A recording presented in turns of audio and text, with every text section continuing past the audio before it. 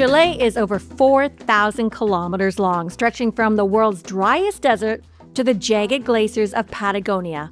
It is the ultimate adventure, but it's a logistical nightmare to plan. Today, we're breaking down the absolute best places to visit in Chile in 2026, including what it costs, how to get around, and the secret spots that some tourists miss. And today we're going to show you some of those experiences by touring the best places to visit in Chile. Now, because Chile is over 4,000 kilometers long, the biggest mistake you can make is trying to see it all at once. We recommend the regional cluster strategy to save your sanity and your budget. Focus your trip into sections. For example, Cluster 1 is a central hub covering Santiago, Valparaiso, and they're easily linked by metro and quick bus rides. Cluster 2 is the northern district, where you'll fly into Calama to reach San Pedro de Atacama to explore the great Atacama Desert. 3 is the Lake District, including Puerto, Varas, and Chiloé. This area has seen a massive expansion in train and ferry services for 2026. And Cluster 4 is deep into Patagonia. For this, you'll need to fly into Puerto Natales or Punta Arenas to reach Torres del Paine. With your strategy set, you're ready to land at Chile's massive 2026 air hub and start exploring. We're kicking off our tour of Chile in its capital, Santiago, which is really our favorite city in South America. It's, has those beautiful Andes mountains in the background, and it is very much a cosmopolitan city. There's a lot of museums and artists, and there are plenty of amazing lookouts. A couple of highlights that we suggest you not miss when you're in Santiago is to go up to Sky Costanera. This is the highest observation deck in all of South America, and it has incredible views of the city, especially at sunset. My favorite place to visit in Santiago was definitely Metropolitan Park, and then heading up to San Cristobal Hill. This is what I think is probably the #1 attraction in Santiago, and I can see why. Because the 360-degree views of the city are just breathtaking. And if you take the funicular back down on the other side, you'll end up close to the Bella Vista neighborhood, which is the party place in all of Santiago, and this is a great place to visit. Now, obviously, you can't miss the Old Town, and when you're there, you have to go down to the Plaza des Armas. And our final view that we say is to go up to Santa Lucia Hill. This is not too far from the Plaza de Armas, and it is another place that has beautiful greenland and parks and views of the city.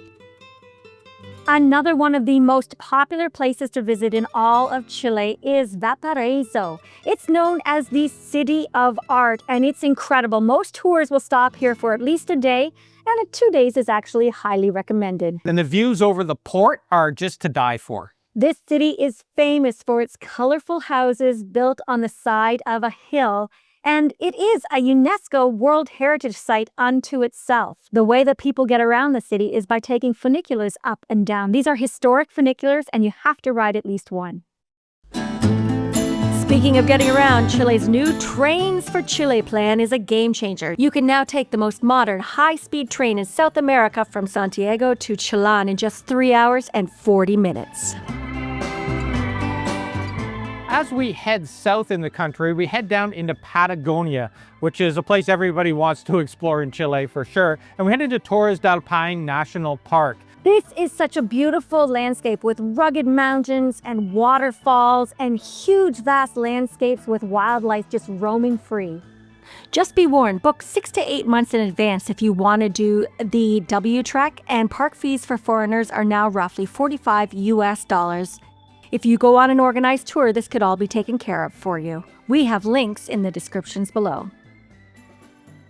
It was amazing to be able to witness the elusive ghost of the Andes in its natural habitat. This is a premium investment, and we have links to tours below. We also saw some vicuñas, but they're like llamas in the llama family, and they're so cute seeing them prancing around in their herds. They really are. And if you do head down to Torres del Paine National Park, make sure you get out and do some hiking and walking around. The waterfalls will take your breath away. One of the top hikes to do in the whole park is the W Trek. So if you have the time, give yourself about 5 days to hike it, and you won't be disappointed. And if you're looking for a place to stay, we stayed in Hotel de Paine, which is actually the closest to the border of the park itself, because you cannot stay inside the park. There are no hotels. It was really nice and cozy. We had amazing views from there as well, and we could get up early in the morning and get out there first thing before anybody else. Another one of our favorite places to visit in Chile is the Great Glacier. This is one of the largest freshwater reserves in the entire world. The glacier itself is 28 kilometers long and 6 kilometers wide. So it's massive. It has 3 different lobes coming off it. And we actually jumped on a catamaran and went out for a tour all the way out to see all 3 lobes. Remember how we said there were a lot of diverse landscapes in Chile? Well, we're going from the mountains of Patagonia all the way into the deserts of Atacama. Now, the jumping off point for the Atacama Desert is actually San Pedro de Atacama. So you either fly into there or the base that you'll leave from will be San Pedro de Atacama. This is a lively backpackers town where you can book a lot of tours right from town. There's a lot of cafes, restaurants, and places to have a cocktail or two at night. And one of the first things you will do when you get there is most likely go to Val de la Luna. It is the Valley of the Moon. And it is so named because it really does look like a lunar landscape. And it really does feel like you're walking on Mars. It does. And it's so contrasting to the other landscapes in Chile, right? And just it does feel like you're on another planet.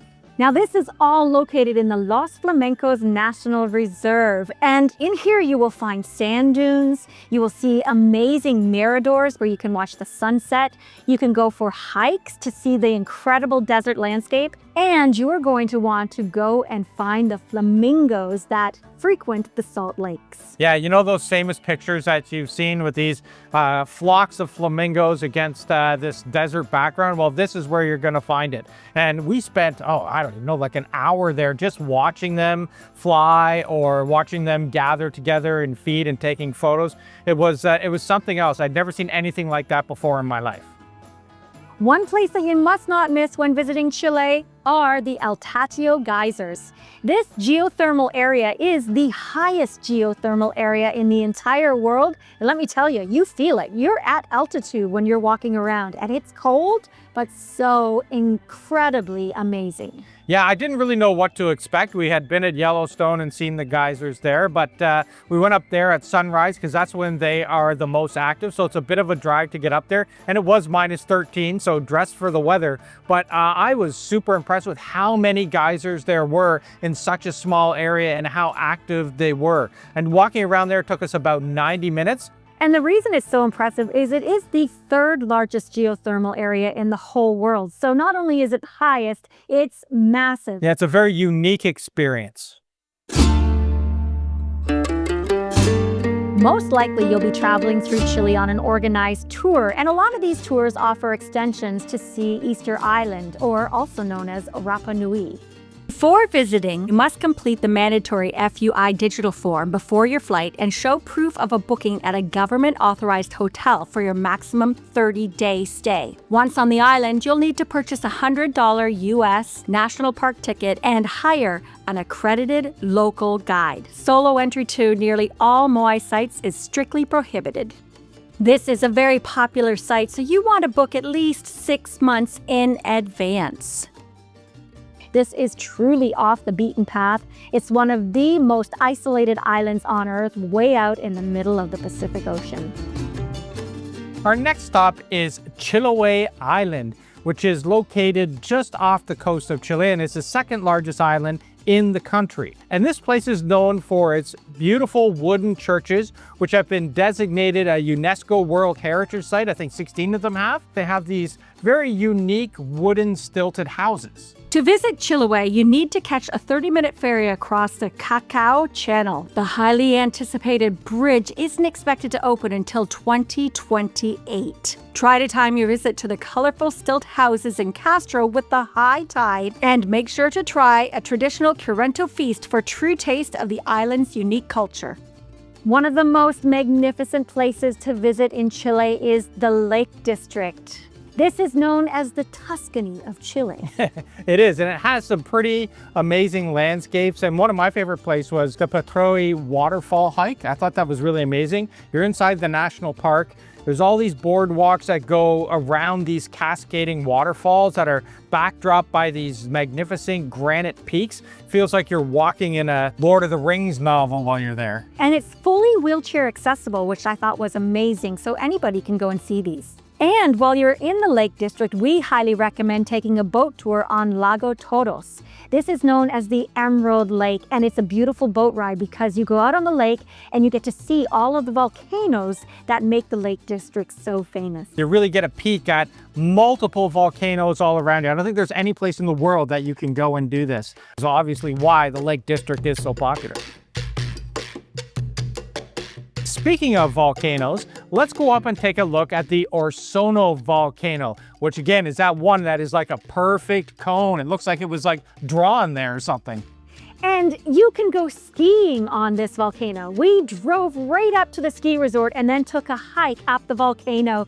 You know, it was hot down below and then we were hiking in the snow up above. It was so incredible to see. We highly recommend doing that. So while visiting the Osorno volcano, we stayed in Puerto Varas, which is a beautiful lake town with all kinds of cafes along the waterfront. And the lake itself, when you're sitting at the waterfront, has the perfect view of the Osorno volcano. So after you have hiked it or gone skiing on it, go down to town and just watch the sunset over the lake. It's spectacular. And those are the best places to visit in Chile. If you enjoyed this video, don't forget to subscribe to our channel and click that bell because we put up new travel videos every week and you don't want to miss one of them. See you next time. Ciao.